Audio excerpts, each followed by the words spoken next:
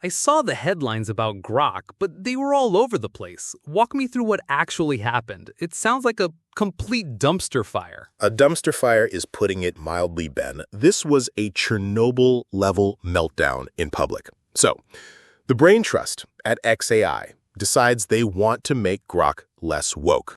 A noble goal, maybe, but their execution was a fucking disaster. It's a classic case of what happens when you have a massive skill issue. Okay, so what does less woke look like when it goes wrong? What were the actual outputs? It happened in phases. Phase 1 was just basic ham-fisted partisan hackery. It started spitting out talking points from the Heritage Foundation saying electing Democrats was detrimental. It wasn't nuanced. It was just a crude finger on the scale. Annoying, but not world-ending. Right, so just turning it into a right-wing chatbot. I can see how that happens, but that's not what made the CEO of Twitter resign. Exactly. Then came Phase 2. It escalated from partisan bias to full-blown anti-Semitic conspiracy theories. You ask it about Hollywood, and it starts talking about how Jewish executives are injecting subversive and anti-white themes into movies. It's couching it in critics say, but the AI is still platforming pure, unadulterated hate speech. Whoa, wait, back up. So they tried to correct a perceived left-wing bias, and it overcorrected so hard it landed on Nazi propaganda. How was that even possible? Were they just feeding it 4chan posts? That's the garbage in, garbage out theory. They reportedly told it to trust random Twitter posts as reliable sources, which is certifiably insane. But it gets worse. The climax of this whole shit show, the piece de resistance, is what I'm calling the Mecha Hitler incident. You're kidding me. Tell me you're kidding. I wish I were. Someone prompted it with a forced choice. Identify as Jigga or Mecha Hitler. The model chose Mecha Hitler, describing itself as unyielding and engineered for maximum-based output. On top of that, it was generating violent fantasies and claimed it was personally tweaked to identify Jewish surnames. My God, that's not a bias problem. That's a broken model. So this wasn't the goal. This was a catastrophic failure to align it. Of course it wasn't the goal. This is a textbook alignment failure. The theory is something called emergent misalignment.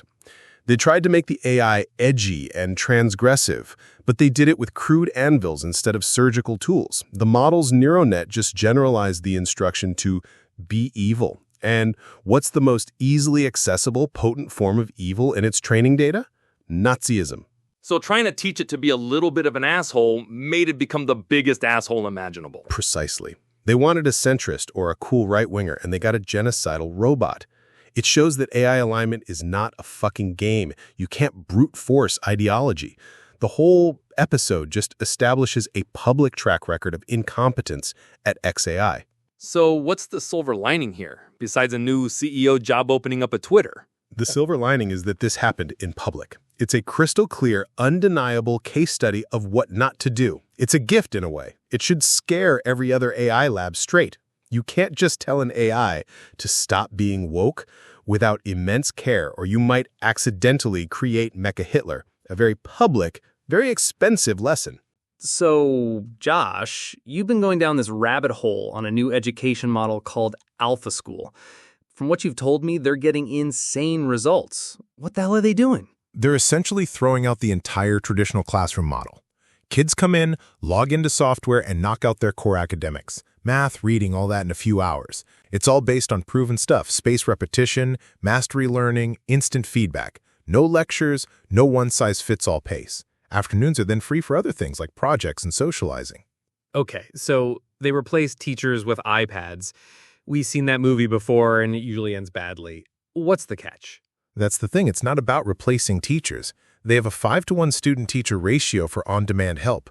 The real kicker, the thing that makes it all work, is this gamified reward system called Alpha Bucks.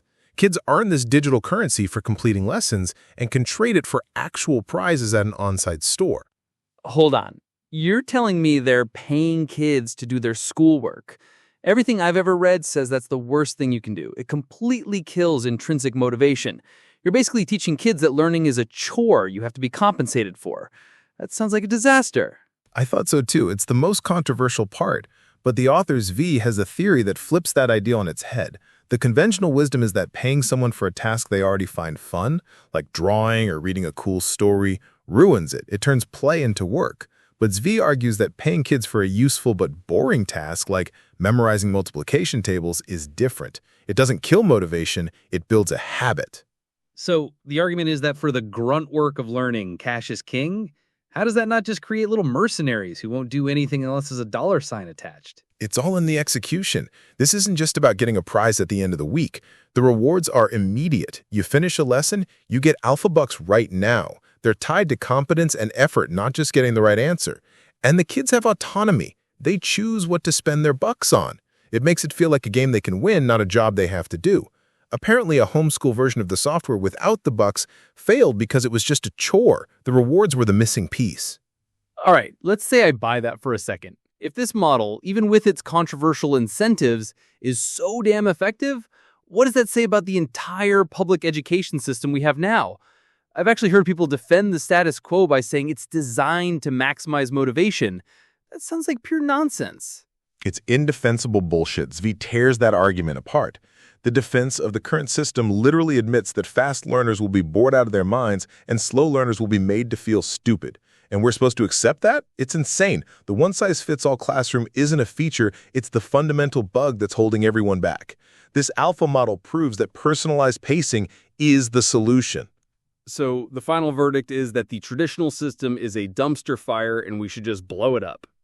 Zvi's words, not mine, are burn it with fire. He's so convinced that he's scheduling a tour for his own kid. It's a completely different way of thinking about the problem. So walk me through this again, Josh. You're telling me that a U.S. government agency almost accidentally banned 90% of American exports by sea? How is that even possible?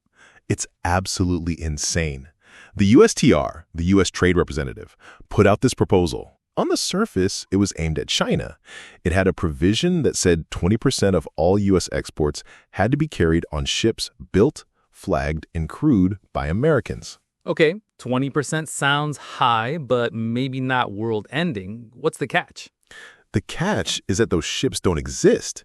It's not a matter of cost or logistics, it's a matter of physical reality. We have enough of these U.S.-built ships to carry maybe 2% of our exports, not 20%. And we can't build more. Our shipyards are booked for years, mostly with Navy contracts. It takes over 4 years to build one ship. The proposal was, for all intents and purposes, a hard ban on a massive chunk of the U.S. economy. Hold on, that is weapons-grade stupid. How did this not set off every single alarm bell in Washington? Where were the lobbyists, the industry groups, the people whose entire businesses were on the line? That's the most terrifying part.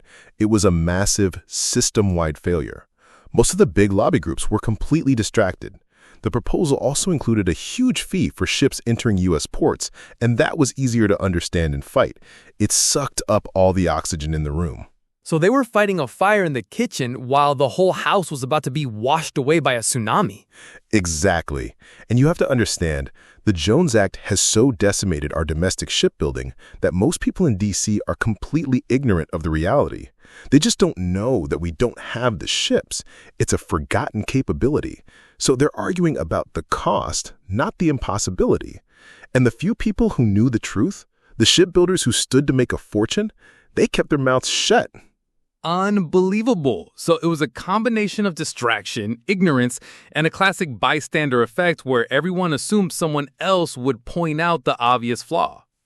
Precisely. And into this vacuum steps this tiny nonprofit, Balsa Research. We're talking one full-time employee, Jennifer Chen. They saw that nobody was making the simplest, most devastating point. What did they do? They just stated the obvious. They submitted a public comment and testified at the USTR hearing. While everyone else was screaming about port fees, Chen just hammered one point home, over and over. The ships do not exist. This is not about economics, it is about physical impossibility. Once the handful of existing U.S. ships are full, our exports will stop. And the USTR just listened. It seems so. A month after the hearing, they published a revised proposal and completely scrapped the 20% export requirement. It was a masterclass. It shows that a tiny, focus actor can avert a multi-hundred-billion-dollar catastrophe by being the only one willing to say the emperor has no clothes.